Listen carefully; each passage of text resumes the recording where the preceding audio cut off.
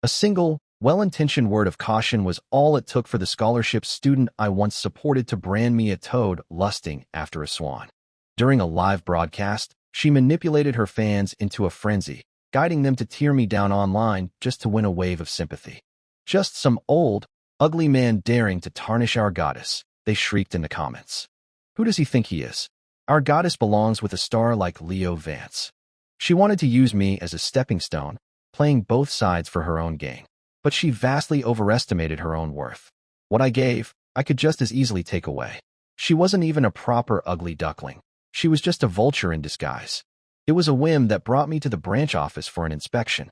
By pure chance, I saw Lily Vance, the young woman I had sponsored, shining brightly on a studio stage. I couldn't help but watch for a moment longer. The producer in charge, ever the sycophant, scurried to my side to offer his commentary. "Mr. Sterling, that Lily Vance is quite something, isn't she? She's sharp, articulate, and completely fearless in front of the camera. Give her some time, and she'll be a big name in this industry." He laid the flattery on thick, and I knew exactly what he was after. I had to admit, my eye for talent was impeccable. I didn't respond to him, however. Instead, I casually pulled out my phone and sent a message to Lily, telling her to get some rest. Her dark circles were becoming noticeable. When I remained silent, the producer grew anxious, bustling around to pour me tea, terrified of the slightest misstep. I glanced at the show's logo on the monitor, heart to heart with fans. A decent concept, I thought. But then, Lily's voice, thick with manufactured distress, filled the studio. "Speaking of fans," she began, her voice trembling, "I have to sincerely ask some of you to stop harassing me under the guise of concern. I know you mean well, but—" She paused, letting out a soft sob. The tears welled in her eyes, creating a perfect picture of fragile beauty. Her male co-host immediately wrapped a comforting arm around her. I was puzzled by her words. As I was about to ask the producer for clarification, Lily spoke again, her voice catching. "It's a gentleman with the last name Sterling. He messages me, telling me to get more rest. He even asked me to come to his house this Saturday. I'm just starting my career. I truly don't know what to do." The words sounded unnervingly familiar. A ridiculous and yet chilling suspicion began to form in my mind. She couldn't possibly be talking about me, could she? I glanced down at the message I had just sent, sitting plainly in our chat history. Of course, I held no improper feelings for her. My mother had always longed for a daughter, and Lily, with her sweet and obedient demeanor, had completely won her over. It was my mother's fondness for her that led me to support her entry into the entertainment world. But it seemed Lily had gotten the wrong idea entirely. I decided to test my theory. I deliberately sent another message. "Meet me in the parking garage after the show." I was morbidly curious to see how she would spin this to solidify her victim narrative and rally her fans. As if on cue, she held her phone up for the camera to see, her expression one of pure anguish. "You see? It's him again, this Mr. Sterling. He wants me to meet him right after this. I came into this industry because I have a genuine passion for acting. My family was never poor. I don't need to resort to this. I hope this fan stops harassing me immediately. If this continues, I will have no choice but to involve the police." Her performance was flawless, a righteous declaration of her integrity. Even her co-host was drawn in, murmuring words of comfort while shooting venomous glares at the camera, as if I were standing right there. He looked every bit the gallant protector. Lily certainly knows how to create a spectacle.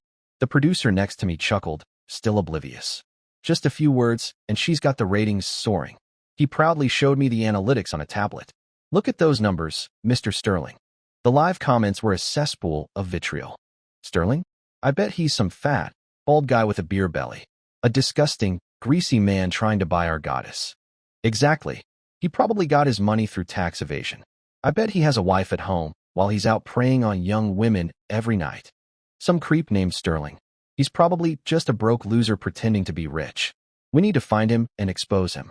How dare he even think about our goddess?" A cold smile touched my lips. I had to hand it to Lily. Her acting skills were truly wasted on a show like this. She should be aiming for an Oscar. But to think she could use me as a ladder for her ambition? She needed a serious reality check. "Lily," I said, my voice dangerously calm, "how long is her contract with you?" The producer, still completely missing the storm brewing in my expression, assumed I was pleased with the publicity stunt. He continued to grovel. "We just signed her for this one episode, Mr. Sterling. But if you give the word, We can extend it indefinitely, of course. What did you call me? Say it again. My tone was like ice. A man this obtuse would have been fired on the spot back at headquarters. It was only because I'd come to the branch office alone, without my secretary, that I'd been treated to this farce. As my gaze bore down on him, beads of sweat formed on the producer's forehead. The color drained from his face as understanding finally dawned. His knees seemed to buckle, and the words "Mr. Sterling" became poison in his mouth. He stammered, unable to form a coherent sentence. Realizing the catastrophic mistake he'd made, he barked at a nearby technician. "Cut the live feed. Stop the broadcast now." The technician, utterly confused, thought his boss was trying to inject some humor into the tense atmosphere. "Wow, Mr. Sterling," he said with a nervous laugh. "What a crazy coincidence. The pervy fan Lily was talking about has the same last name as you." His voice trailed off as he caught the murderous look from his boss and the chilling stillness in my eyes. His face went pale, and he froze, trembling. The producer turned back to me, frantic. "That's enough. Shut your mouth," he yelled at the technician, before commanding. "Cut Lily's feed and terminate her contract. Immediately." "Yes, sir." They scrambled to follow his orders. But the damage was done. I could feel the surreptitious glances from the other employees, hear the hushed whispers of the younger women in the room. I had no doubt they were siding with Lily, painting me as the villain of her story. The producer stood before me, bowing, profusely apologizing. "Mr. Sterling, I am so sorry. This is all my fault. I'll make sure no one breathes a word of this. We will delete every second of this footage, I promise." His words only made it sound more like he was helping me cover up a genuine scandal, cementing my role as the creepy man. My brow furrowed. I was about to set the record straight when Lily's voice came through the speakers one last time before the feed was cut. "I'm so sorry, everyone," she said, her voice dripping with false magnanimity. "Perhaps I overreacted. Maybe that wasn't his intention at all. Please, I beg you, don't go and attack him online. He might have just been overly concerned." The producer slammed the button, and the broadcast went black. But her final words, combined with the image of her tear-streaked, reddened eyes, served as the ultimate confirmation of her story. She was a victim, harassed by a wealthy predator. It was all part of her plan. Every last detail. I had truly underestimated her. I was about to order the producer to issue a detailed public statement clarifying the entire situation when my phone rang. It was my secretary. The moment I answered, his panicked voice filled my ear. "Mr. Sterling, it's bad. Our company's official website is being flooded with thousands of negative reviews. We're seeing mass product returns, and it's already affecting the stock price. We need to release a statement immediately." I had anticipated some fallout, but I never imagined Lily's fan base could be so potent. They were swarming the Sterling Corporation's official channels, leaving a trail of digital poison. I refused to let such a petty scheme rattle me. "Are you telling me this trivial matter requires my personal intervention?" I said, my voice cold. "Handle it through the proper channels. Do your job." I didn't consider it a serious threat, but my secretary's next words, spoken with a tremor in his voice, told me otherwise. "Sir, it's not just her fans. It seems fans of Leo Vance, the A-list actor, have also joined in. Combined with the initial hype from the show, this has exploded into a massive PR crisis. It's causing significant damage to our brand." It was the first time I had ever heard my secretary sound so flustered. Our electronics division had a stellar reputation for quality and customer service. We rarely faced any issues. Now, a few calculated words from a minor celebrity had thrown everything into chaos. I would not let this stand. "You can't handle a single, no-name celebrity?" I snapped, my patience gone. "If my executive team is this incompetent, perhaps I need to find a new one." Hearing the fury in my voice, my secretary fell silent, managing only a terrified squeak of affirmation before I hung up. I looked up to see the producer and his staff standing with their heads bowed, not daring to meet my gaze. A strange sense of relief washed over me. If I hadn't come here today, I would have remained completely unaware of Lily's true nature. My anger towards these blundering employees subsided, replaced by a cold resolve. "Well," I said flatly, "you know what needs to be done?" The producer nodded vigorously. "Yes, Mr. Sterling. We will handle this perfectly. We will absolutely not be renewing any contracts with Lily Vance." He was desperate to avoid my wrath, but I could see the insincerity in his eyes. He knew that Lily's stunt had made her a hot commodity. Other producers would be lining up to sign her. But she was just a small-time actress. The Sterling Corporation was an empire. Crushing a minor celebrity was a trivial matter. If this producer played his cards right, I would let his incompetence slide. If he crossed me, however, I would not be so forgiving. I turned and walked away, heading straight for the underground parking garage. I wanted to see just what kind of explanation Lily Vance could possibly offer me now. While I waited, I pulled up our company website on my phone. The screen was filled with vile, abusive comments. My brow tightened. I couldn't believe a starlet with such a small following could command such a destructive online army. Something wasn't right. This was too organized, too effective. Lily knew exactly who I was, my resources, my influence. Why would she risk everything with such a reckless gambit? What was her endgame? As I instructed my assistant to launch a full investigation into Lily's recent activities and contacts, a sharp rap on the car window startled me. Tap, tap, tap. It was Lily. She had changed back into a simple, white dress, the very picture of innocence. It was almost impressive how quickly she could switch personas, a testament to her acting ability. But my tolerance had reached its limit. I ignored her and continued my call, instructing my assistant to dig deep into her personal connections. She wasn't just aiming for fame. This was something more. Lily, receiving no response, knocked again, more insistently this time. I glanced over. Her head was bowed, her eyes red-rimmed and brimming with unshed tears. She looked utterly heartbroken. I knew instantly that this was another performance. There were undoubtedly paparazzi hiding in the shadows, waiting to capture this very scene. I wasn't about to let her manipulate the narrative any further. I was about to get out and pull her into the car to prevent another public spectacle when my phone buzzed with an incoming call. The caller ID read, "Father." I knew this was not going to be a pleasant conversation. With a sigh of frustration, I answered, "Hello, Father. What's wrong?" His voice was a low growl. "What's wrong? My company is in the middle of a public relations nightmare, and you don't have an explanation for me." This was a minor skirmish, hardly worth his attention. The fact that he was calling me personally, so soon after the incident began, meant someone had tipped him off. Fanning the flames. The name of my half-brother, Julian, immediately sprang to mind. This had his fingerprints all over it. He and Lily were likely in this together. With that realization, everything clicked into place. This wasn't just a publicity stunt for Lily. It was a coordinated attack designed to take me down. My panic subsided, replaced by a cold clarity. "Don't worry, Father," I said calmly. "I have the situation under control. You don't need to concern yourself with it." My father wasn't appeased. "You'd better get it under control," he retorted coolly. "Because if you can't, there are others who are more than willing to handle it for you." I knew exactly who he was referring to. My dear half-brother had been waiting for an opportunity like this for years. By revealing his ambitions so openly, he had made himself an easier target. A B-list actress and a resentful sibling.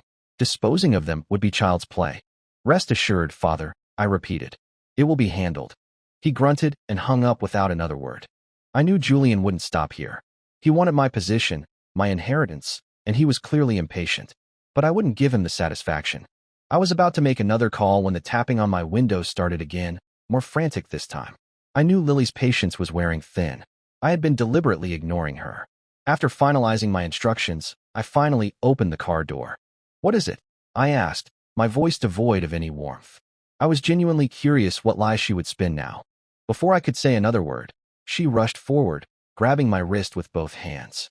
She looked up at me, her eyes wide and pleading. "Arthur," she began, using my first name for the first time. "Were you waiting here for me? Is it about Aunt Eleanor?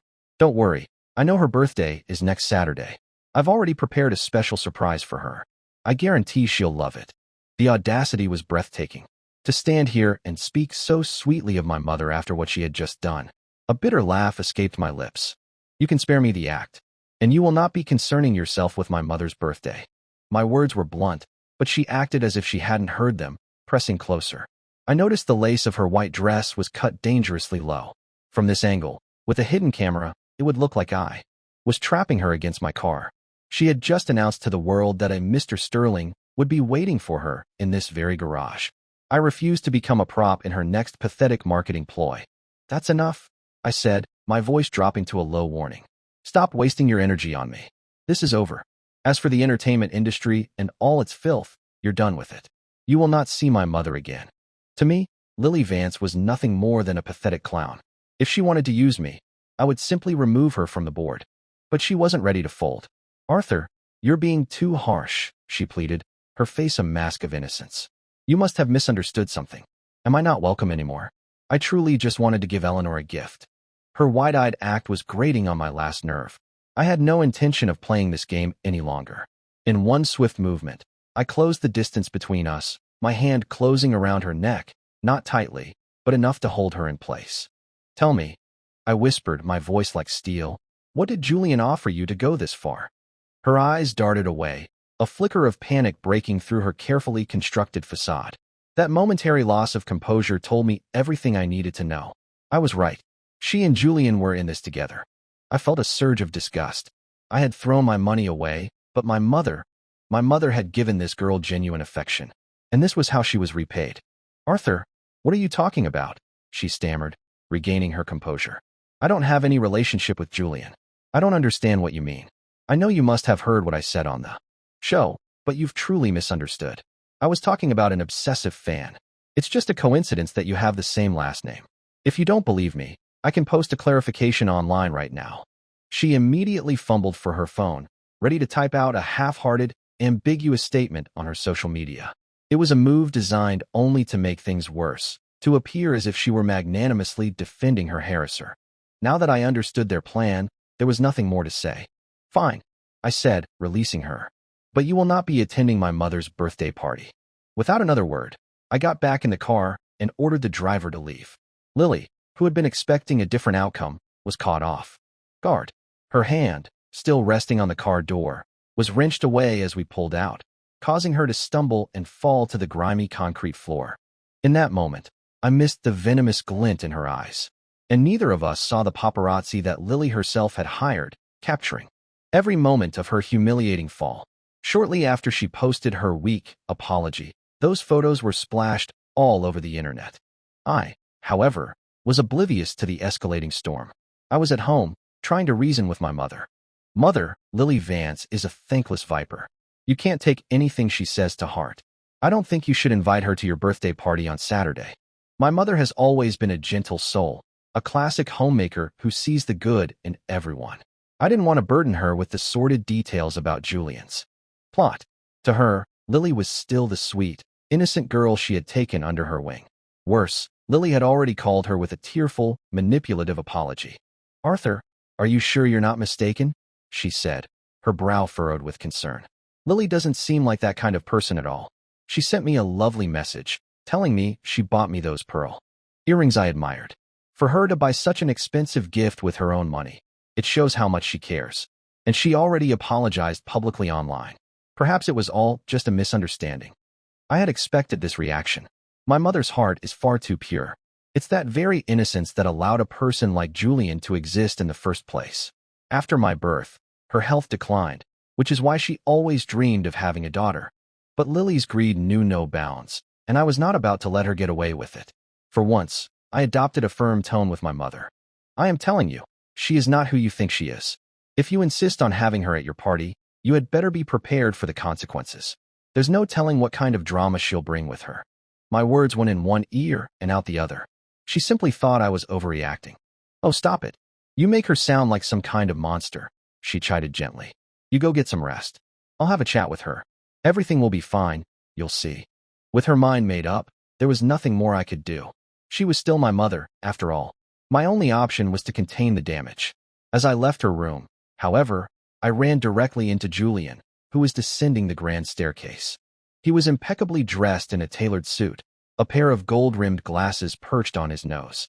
Through the lenses, I could see the unmistakable glint of contempt in his eyes. He had undoubtedly just come from my father's study. My secretary had already confirmed my suspicions. Julian and Lily were secretly involved. He was using her to create a scandal that would ruin me and clear his path to the inheritance. It was an embarrassingly amateurish plan. To think that he could unseat me with a D-list celebrity and some online trolls was laughable. He was severely overestimating Lily's influence and his own. I didn't even grant him a second glance, but he positioned himself at the bottom of the stairs, looking down on me. Well, brother," he began, his voice dripping with false concern. "You look like you're having a rough time. Need any help?" I knew this was no offer of assistance. It was a taunt. I was about to fire back a sarcastic retort when our father's roar echoed from his study. "Arthur, get in here now." I hadn't heard my father that enraged in years. Julian must have been feeding him a steady diet of poison. I shot a cold, emotionless look at my half-brother. He simply held up his phone with a theatrical sigh, a smug smile playing on his lips. "Did you hear that, brother? Father is calling for you. You'd better hurry along. Unless, of course, the pressure is too much for you to handle.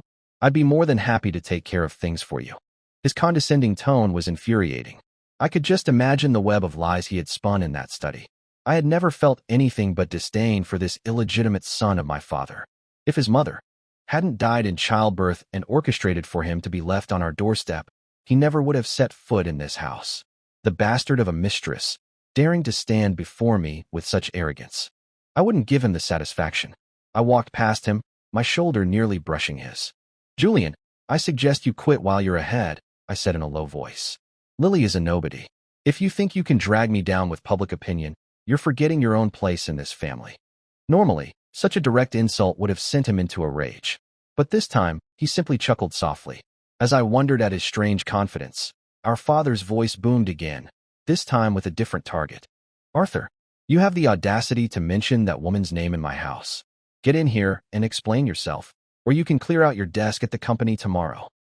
Only then did I realize that something else must have happened while I was with my mother.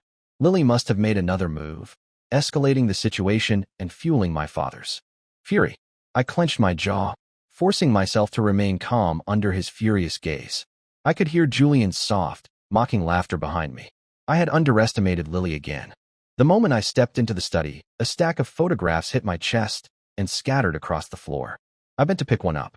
It was from the parking garage, from the angle the paparazzo had chosen in the dim, shadowy light.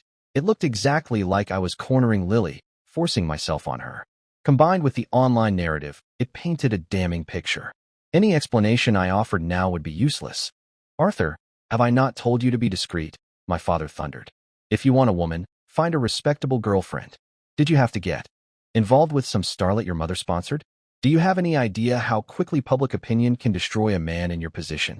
I would not let him pin this on me. "You're mistaken," I said, my voice steady. "I have no relationship with her. I met with her to demand she clarify her statements from the television show. Nothing more." My father didn't care about the details. His face contorted with rage, and he snatched a teacup from his desk and hurled it at me. I saw the hot tea sloshing over the rim. I knew the scandal was serious and had damaged the company, but I refused to take the fall for something I didn't do. As the cup flew towards me, I sidestepped, and it shattered against the wall behind me. My evasion only fueled his anger. "You dare to dodge?" he roared. "Father, rest assured, I will resolve this situation completely." I knew that only concrete proof would sway him now. Otherwise, Julian would seize this opportunity to replace me. I would not allow that. Though still furious, my father waved a dismissive hand, ordering me to leave. I saw the impatience in his eyes.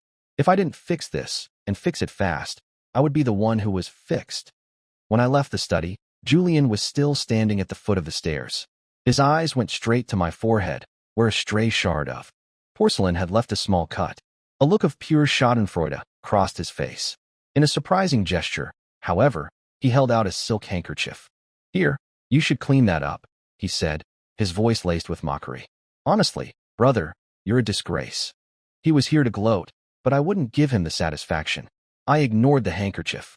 "Don't worry," I said coolly. "Your little plan is not going to succeed. You misunderstand me, brother. I'm just concerned about you. If you need my help, I can make this all go away. She's just a little actress. Having her blacklisted from the industry would be trivial." I knew what he was offering, a chance to indebt myself to him. I would never fall for such an obvious trap. "That won't be necessary." As I walked away, I could feel his mocking gaze on my back. I didn't care. The moment I was out of the house, I called my assistant. While I waited for him to pick up, I scrolled through my phone. The malicious photos were everywhere, pushed by dozens of tabloid accounts. The narrative was set in stone. Leo Vance was the innocent victim of my predatory advances. The company's image was in tatters. Julian's plan had worked perfectly. The next day at the office, I could feel the change. Employees averted their eyes, whispering behind their hands as I passed. I knew what they were thinking, what they were saying about me. I ignored them all and strode into my office. "What did you find?" I asked my assistant. He immediately handed me a thick file. It was a detailed report on Lily's recent communications and meetings. As I suspected, she and Julian had been in close contact for months, their meetings kept carefully under wraps. I had been completely blind to their deception. It was time to end this. As I read through the damning evidence, my assistant stood silently in the corner, trying to make himself invisible. Suddenly, my phone rang. The caller ID displayed Lily's name. I almost laughed out loud. What could she possibly want now? I am not one to shy away from a confrontation. I answered the call. To my utter astonishment, after everything that had happened, she had the nerve to ask about my mother's party. She was brazenly asking for an invitation. I was tempted to tell her to get one from Julian, but a better idea was already forming in my mind. Before I could speak, she launched into her pathetic plea. "Arthur," she began, her voice small and weak. "I know the tabloids have made things terrible. I swear, I didn't call those paparazzi last night. I would never want this to get so out of hand. Please believe me, I truly wanted to apologize. I've already dealt with the tabloids, and I have the perfect gift for Eleanor. Please, just give me one more chance." Listening to her sanctimonious lies, I had to stifle a laugh. So, she wanted to play one more hand? Fine. Let's see what card she was holding. "Very well," I said, "but I advise you not to cause any trouble at my mother's party." "Of course not," she replied instantly. "How could I? I've already clarified everything online. I would never want to be your enemy. If it weren't for you and Eleanor, I wouldn't be where I am today. I could never forget your kindness." If this was her idea of gratitude, I would rather she had remained a stranger. But a trap was a trap, and she was walking right into it. "I'll see you Saturday," I said, and hung up. The night of my mother's birthday party arrived. The ballroom was filled with the city's elite. Despite the recent scandal, the sterling name still commanded respect, and no one would dare miss this event. However, I noticed a subtle shift. Guests who would normally flock to my side were now gravitating towards Julian. He was holding court, soaking in the attention. It was clear my father had given his tacit approval. I didn't let it bother me, but my mother was distraught. In a quiet corner, away from my father's watchful eye, she clutched my arm. "Arthur, please, just apologize to your father. Make this right. I have a bad feeling about this." Before I could reassure her, Lily appeared, a vision in a glittering gown. She presented my mother with a stunning emerald necklace. I distinctly remembered her mentioning pearl earrings. This necklace was worth a small fortune, far beyond what she could afford on her own. I knew it wasn't a gift, it was a Trojan horse. When she moved to embrace my mother, I stepped between them, blocking her path. But my mother, ever the gentle soul, waved away my concerns and greeted Lily with a warm hug, pulling her into an animated conversation. Watching them chat like a real mother and daughter made my blood boil. Just then, Julian sauntered over, a glass of champagne in his hand, which he offered to me. "Relax, brother," he said with a smug grin. "This will all blow over. She's just an actress. And with your mother on her side, father will forget all about this soon enough." His condescension was palpable. I ignored the drink. My father, meanwhile, was proudly introducing Julian to a group of influential business leaders. I watched as he draped an arm around my half-brother's shoulders, a gesture of public endorsement. Annoyed, I waved over a waiter and downed a glass of whiskey in one go. A moment later, Lily was at my side, holding out a glass of her own. "Arthur, I am so sorry," she said, her voice filled with remorse. "I know. I've caused you so much trouble. Please accept my sincerest apology. I promise, after tonight, I will disappear from your life for good." With that, she drained her glass.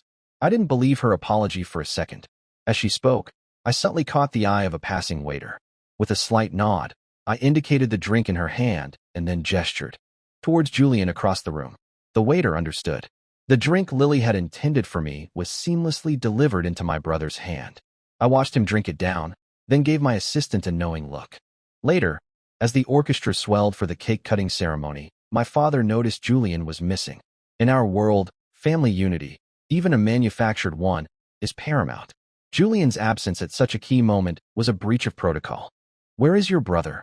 my father demanded, his brow furrowing. "I don't know," I replied casually. "Perhaps he was busy with something." At that moment, my mother looked around, a worried expression on her face. "Lily is gone too. I hope nothing has happened. Someone should go look for them." The mention of Lily's name sent a ripple of murmurs through the crowd. The scandal was fresh in everyone's minds. My father's face darkened. He could sense something was wrong. He was about to order his security to handle it quietly when a panicked waiter rushed towards the stage. "Yes, sir. It's terrible." "What is the meaning of this?" my father snapped. "Don't you know what day this is?" His face was a mask of fury, and even my mother looked alarmed. Only I remained calm, following my assistant as he led the way towards a guest room upstairs. When the doors were thrown open, the scene inside silenced the entire party. There, tangled in the sheets, were Julian and Lily, lost in a passionate embrace. They were so engrossed they didn't even notice the crowd of stunned onlookers. My father's face turned ashen.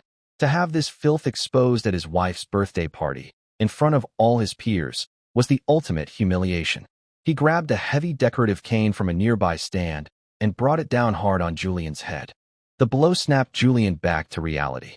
He looked up, his eyes wide with panic as he took in the sea of horrified faces. "Father, wait, it's not what it looks like," he scrambled to explain. "I was set up. It was Arthur. He did this to get me out of the company.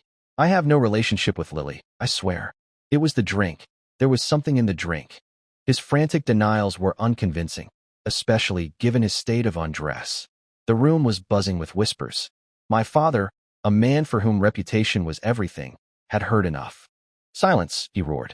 "You are an embarrassment. Get dressed and get out of my sight. A worthless actress.